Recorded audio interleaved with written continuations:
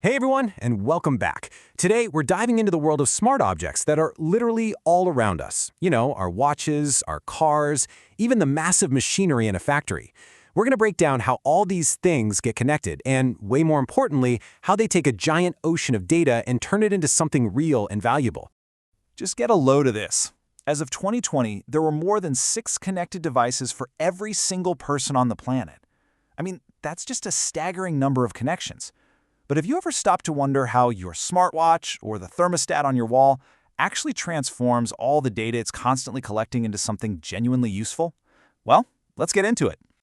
All right, so first things first, before we get too far ahead of ourselves, we need to make sure we're all on the same page about the big idea here.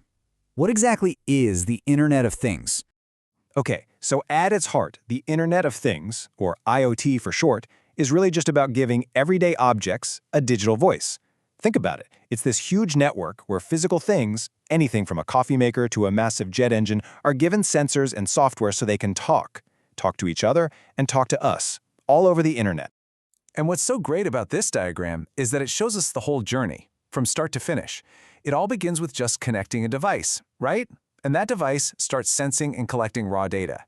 But the real magic happens next, when all that data gets analyzed and turned into actual real-world value. Things like a factory that runs more efficiently, or a commute that's less of a headache for you. It's this complete circle, from a simple connection all the way to a real human benefit.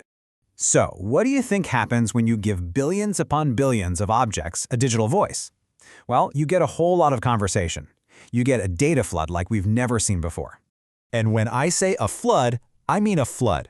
By 2020, there were an estimated 50 billion devices online, all of them chattering away, generating these nonstop streams of information.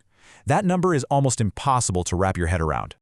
And all this leads us straight to the term big data.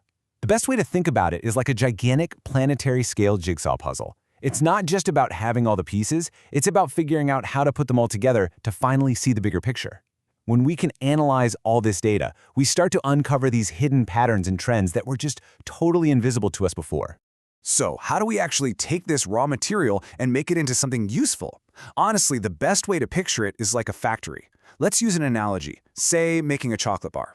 In this case, data is our cocoa bean. It's the raw ingredient, and it needs to be processed before it becomes something valuable that people want. This slide lays out what's called the M2M/IoT value chain. By the way, M2M just means machine to machine, which is really the backbone of how the IoT works. So let's walk through it with our chocolate bar in mind. Step 1 is collection. Our sensors gather raw data, just like harvesting cocoa beans. Then you have production and processing, where that raw data gets refined into something more useful, kind of like making cocoa powder. Next up is packaging, where we add business context. This is like putting our shiny, branded wrapper on the chocolate bar. And finally, distribution. That's when we deliver the finished information product that creates brand new knowledge. Now, for this whole information factory to work, every single piece of data needs a name, a unique identity. You can't just have a random temperature reading floating around. You have to know exactly where and when it came from. And this is where a super important process called serialization comes into play. Serialization really is just a fancy word for giving a unique ID card to every single object. It could be a serial number that's etched onto a part, a QR code you scan on a package, or an RFID tag on a shipping pallet.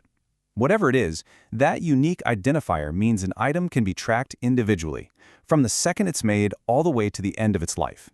And this slide right here illustrates the difference perfectly.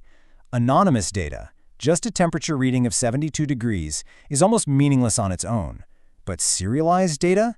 A temperature of 72 degrees from engine number 734 on production line B at 2:15 p.m. Now that is incredibly valuable. It has context. It's specific. You can actually do something with it. It's actionable. And the benefits are just massive. I mean, think about our food supply. With serialization, a company can trace a single bad batch of spinach from the farm right to the specific shelf in your grocery store if there's a recall. If there's a recall, they can pinpoint the problem in minutes, not weeks.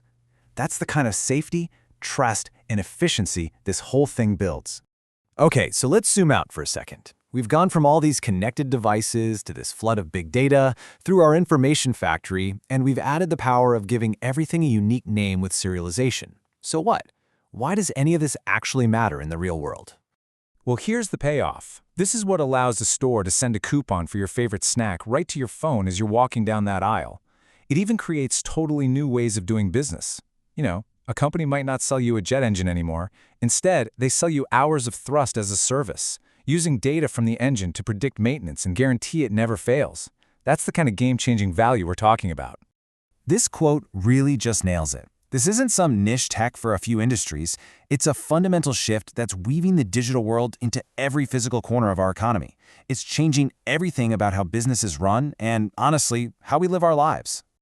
So, at the end of the day, here's the big takeaway.